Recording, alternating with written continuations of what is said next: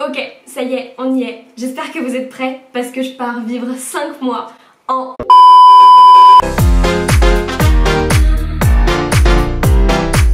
Hola, bienvenue sur ma chaîne pour cette nouvelle vidéo. J'espère que vous allez bien. Je suis ravie de filmer aujourd'hui. Ça fait plusieurs semaines, voire même plusieurs mois que je garde ça pour moi et que je ne vous en ai pas du tout parlé, ni sur Instagram, ni sur YouTube du coup. Je vous l'annonce enfin, je vais partir vivre à l'étranger pendant 5 mois. Cette vidéo va se dérouler en 2 parties. Dans la première, au travers de 10 indices, je vais essayer de vous faire deviner où je pars et essayer de pas tricher et de deviner du coup le pays et la ville si vous êtes un petit peu calé en géographie. Et même si vous n'êtes pas calé, essayez quand même. Et dans la deuxième partie de vidéo, je vous en dirai un peu plus sur quand je pars, dans quel contexte, vous raconter un petit peu tout ça vis-à-vis aussi du Covid, tous les aspects un peu plus informatifs en deuxième partie de vidéo si ça vous intéresse.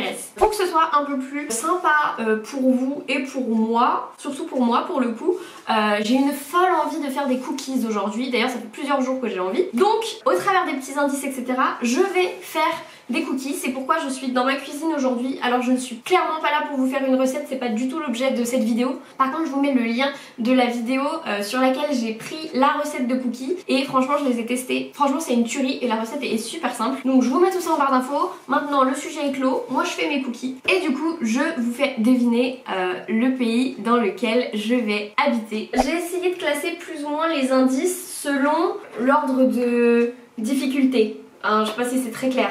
En gros les premiers indices ils sont un peu plus évasifs et plus on avance dans les indices, plus ça vous aide normalement à trouver. J'espère que j'ai été claire. Alors pour le premier indice, ça va peut-être vous paraître un peu bête comme indice mais c'est quand même hyper important. Tout d'abord c'est un pays d'Europe. Je reste en Europe pour des raisons on va dire... imposées. Du coup ça vous restreint aux plus d'une centaine de pays dans le monde à seulement 27. Maintenant vous avez une chance sur 27 tout de suite maintenant. Mais c'est super dur de cuisiner et de faire en même temps. Je sais plus où donner de la tête là. C'est pas facile du tout. Le deuxième indice, l'anglais c'est la deuxième langue la plus parlée dans le pays, mais c'est pas la langue principale. La langue principale elle est spécifique au pays. Troisième indice, un peu plus mathématique dirons-nous. Le pays fait 56 km². Allez pas vérifier sur Google maintenant parce que sinon c'est de la triche. Donc ce qui équivaut à peu près, pour que vous vous rendiez compte, à 10 fois, c'est 10 fois plus petit que la France. Indice numéro 4. Bien que ce soit un pays de l'Union Européenne, la monnaie principale du pays n'est pas l'euro. Alors, est-ce que vous avez des petits soupçons là à l'heure actuelle? Dites-moi indice numéro 4, à votre avis ce que c'est maintenant tout de suite. Indice numéro 5. Dans le pays dans lequel je vais partir, il n'y a pas de décalage horaire. Ma pâte n'a pas une tête que j'aime. Pourquoi ça fait pas comme la dernière fois? Sixième indice du coup. Ça c'est si vous suivez un peu les mêmes gens que moi sur YouTube, ce sera... peut-être un indice, un gros indice pour certains, certaines, et d'autres vous allez me dire ouais d'accord, si vous connaissez pas ces personnes là, vous allez me dire ouais bah je sais pas du tout de quoi tu parles. Je pars dans le même pays que 2 influenceuses plutôt connues, elles y sont allées il y a 1 an, y passaient également 5 mois. Qui a trouvé là? Qui a trouvé là maintenant tout de suite? Septième indice, les couleurs du drapeau sont, enfin les couleurs principales du drapeau sont le bleu, mince, je crois que j'en ai mis trop. Donc les couleurs principales du drapeau, on va y arriver, sont le bleu, le blanc et le rouge. Clairement, ça réduit pas mal le champ des possibles, qu'en pensez-vous? Alors, 8e indice, c'est un truc que j'ai appris clairement en faisant mes recherches sur le pays, sur les petites anecdotes de là-bas. Je vais me sentir très mal parce que apparemment les habitants de ce pays sont très grands. La moyenne elle est à plus d'1,85 m je crois. Je vais faire un peu minimoise, mais c'est pas grave. Aussi, maintenant on parle même plus du pays, on parle de la ville. Donc là si vous avez trouvé le pays, bravo à vous. Et si vous avez pas trouvé, bah c'est pas grave, ça vous fera une petite anecdote de connu sur cette ville. C'est de la culture G. Dans la ville dans laquelle je vais vivre, il y a la plus petite rue du monde. La rue la plus étroite du monde qui s'appelle, je vous le mets ici dans la langue du pays, et ça veut dire laissez-moi passer. Et apparemment, on ne peut pas passer à plus d'une personne tellement elle est étroite. Et on me dit qu'elle est située près du temple Jupiter dans la vieille ville. Et enfin, dernier indice, La ville dans laquelle je vais vivre pendant 5 mois est vieille de plus de 1700 ans. Et d'ailleurs, il y a même un des monuments présents dans la ville qui est inscrit au patrimoine de l'UNESCO. Je fais très dame sur Arte qui commente, etc. Bon, ça y est, les 10 indices vous ont été dévoilés. J'espère que vous avez trouvé. Et si vous n'avez pas trouvé, je vous révèle ça tout de suite. Attention au roulement de tambour. Je pars vivre 5 mois en Croatie. Ça fait tellement bizarre de le dire enfin. Je suis trop contente. Alors ça y est, vous êtes au courant. Je pars vivre donc en Croatie, dans la ville de Split, qui est la deuxième ville la plus grande de Croatie après Zagreb. Donc je suis extrêmement contente de enfin pouvoir vous le dire. Et puis le jour où je tourne cette vidéo, je suis à J-10 du départ, et quand vous la verrez, je serai à J-8 du départ. Donc j'ai pas voulu vous en parler tout de suite pour la simple raison que j'avais peur jusqu'à aujourd'hui, jusqu'à il y a très peu de temps, de ne pas partir étant donné les conditions actuelles. Et puis là je me suis dit bon, à J-10 tu peux tourner la vidéo, je pense que je pourrais partir, enfin j'espère, parce que j'ai pas envie qu'il y ait un retournement de situation dans les prochains jours. Donc logiquement je pourrais partir.